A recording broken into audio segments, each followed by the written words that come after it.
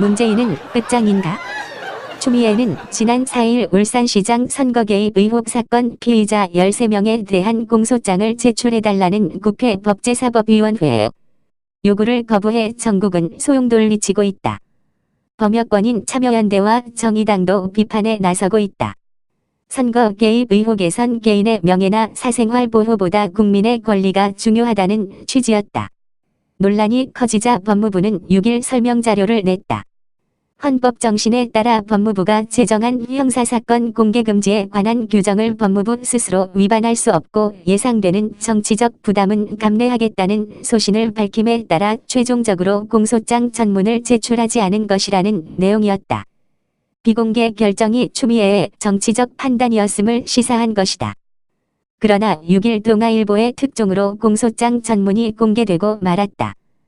공소장 서문에 공무원은 누구를 당선되게 하거나 낙선시키기 위해서 정치적 행위를 해서는 아니 되고 기타 정치적 중립을 지키는 자는 선거에 부당한 영향을 미쳐서는 아니 된다고 적었다. 특히 대통령이나 대통령 업무를 보좌하는 공무원은 다른 공무원보다 선거에서의 정치적 중립성이 요구된다고 적은 것이다. 공무원의 선거 중립 의무를 강조하면서 첫 번째로 대통령을 지목한 것이다. 울산 선거 공작은 사실상 대통령과 대통령 측근들의 정치적 필요에 의해 기획된 범죄라고 규정한 것이다. 조선일보. 검찰 수사에서 문 대통령이 예외가 될 수 없다는 증거와 정황은 차고 넘친다. 본문에도 대통령이라는 단어가 나오지만 서문에 대통령이라는 단어가 등장한다는 것은 이 사건은 문재인도 관여한 것으로 암시하는 것이 아닐까? 추미애는 다급하니까 6일 오전 대검을 전격적으로 방문 윤석열 검찰총장과 35분간 회동했다.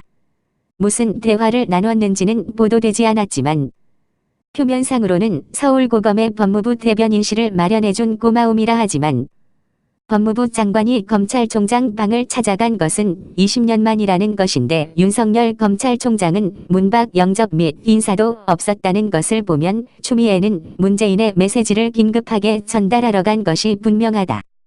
7일자 중앙일보 등 조중동 신문 마지막 지면 하단에 전광훈 국민혁명본부 5단 광고에 문재인 3.15 부정선거를 넘어섰다. 국민이업 4.19와 5.26 정신으로 일어나라는 경문이 등장하기 시작한 것은 예사로운 일이 아니다. 협력단체는 1460개 시민단체, 한기총, 대불총, 자유대연합, 학계, 전국지부장연합회 등이라고 한다. 국민저항권 발동 시점이 아닐까? 2020년 2월 7일 이호근 방송